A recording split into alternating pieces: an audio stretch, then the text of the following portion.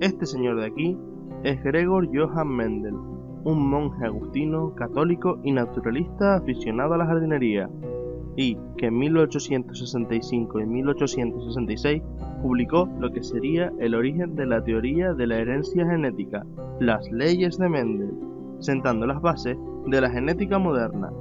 Es por esto que actualmente se le considera como el padre de la genética. Antes de entrar en materia, repasemos un par de conceptos. Cuando alguien te habla de genotipo, está refiriéndose a la información genética que posee un organismo particular según la secuencia de nucleótidos de su ADN. Esto es característico de cada uno de nosotros. Sin embargo, si nos están hablando del fenotipo, están refiriéndose a la expresión del genotipo en función de un determinado ambiente, es decir, es la representación física del genotipo. Por lo tanto, el genotipo codifica al fenotipo, pero este a su vez puede expresarse de una u otra forma dependiendo de las condiciones del medio. Sin embargo, Mendel desconocía la existencia del genotipo. En aquella época aún no se sabía nada sobre el ADN o los procesos de herencia genética, por lo que todos sus estudios se basaron en los fenotipos, en su caso en los que se expresaban en la planta de guisante. Otro punto importante a tener en cuenta es el proceso de fecundación. Todos sabemos que para que tenga lugar necesitamos del género femenino y del masculino, y que además exista cierto feeling entre ellos.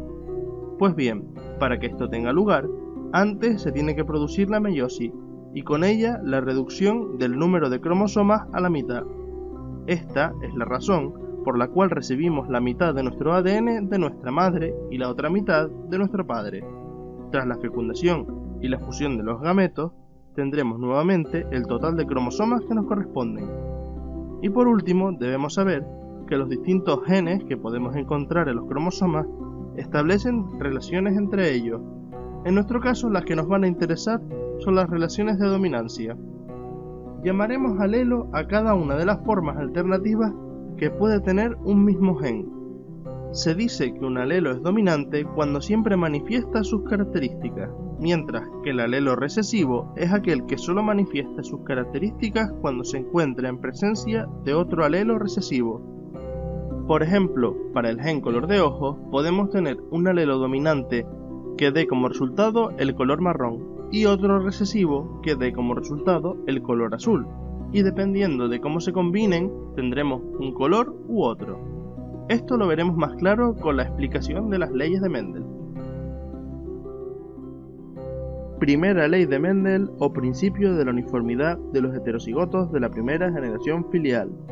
Esta ley nos viene a decir que si cruzamos dos razas puras u homocigóticas, es decir, que tengan dos alelos dominantes o dos alelos recesivos para un determinado carácter, por ejemplo, en el caso del color de los guisantes como carácter y en nuestro ejemplo el alelo verde como dominante y el alelo amarillo como recesivo, obtendremos descendientes o hijos que serán todos iguales entre sí tanto fenotípica como genotípicamente, e iguales exactamente al guisante progenitor que presente el alelo dominante, independientemente de la dirección del cruzamiento.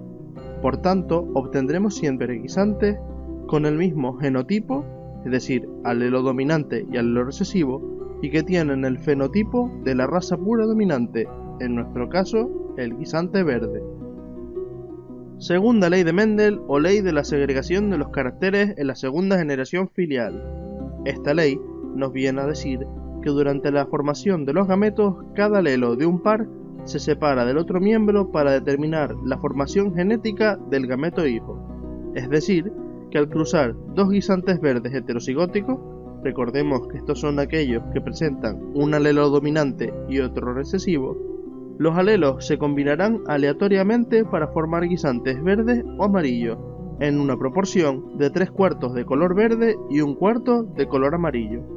Pero además obtendremos dos guisantes heterocigóticos y dos homocigóticos, es decir, Mendel había descubierto, sin saberlo, el proceso de meiosis, que sabemos que es el proceso de división celular en el que se reduce a la mitad el número de cromosomas, y cómo afecta este al proceso de fecundación.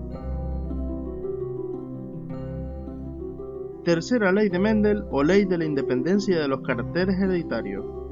En el caso de usar dos caracteres, color de guisante, recordemos, verde domina sobre amarillo, y rugosidad, donde liso domina sobre rugoso, por ejemplo, Mendel observó que se producía una combinación en ambos rasgos al cruzar dos heterocigóticos de estos caracteres, por ejemplo, guisantes verdes y lisos, cumpliendo con el patrón de la segunda ley, tal y como aparece en la imagen.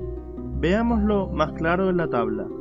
El resultado era de 9 guisantes verdes y lisos, 3 guisantes amarillos y lisos, 3 guisantes verdes y rugosos y un guisante amarillo y rugoso.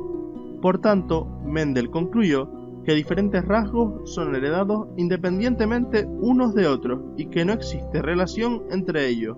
Por lo tanto, el patrón de herencia de un rasgo no afectará al patrón de herencia de otro. Tanto fue así que de hecho basó sus experimentos en 7 rasgos diferentes de la planta del guisante para asegurarse de que esto se cumplía siempre. No obstante, a pesar de lo guays que son estas leyes, no son del todo perfectas. Cuando Mendel intentó repetir los experimentos que había hecho con guisantes, pero esta vez con abejas, las cuentas no le cuadraban y fue algo a lo que nunca pudo darle explicación. Años más tarde, se supo que las leyes mendelianas no explican todos los procesos de herencia. De hecho, para que se cumpla la tercera ley, los caracteres deben encontrarse en cromosomas separados o a una distancia muy grande entre gen y gen. Si no es así, esta ley no sirve. Además, las leyes tampoco son aplicables en el caso de la herencia ligada al sexo, y por supuesto no tienen en cuenta los fenómenos de mutación que se producen diariamente en nuestro ADN. Sin embargo, salvando estas excepciones y teniendo en cuenta que Mendel desconocía completamente lo que era el ADN y los procesos que lleva aparejados, no podemos negar que sus investigaciones supusieron un antes y un después en la ciencia. Y es por esto que al hablar de genética, mencionar su nombre se hace completamente necesario.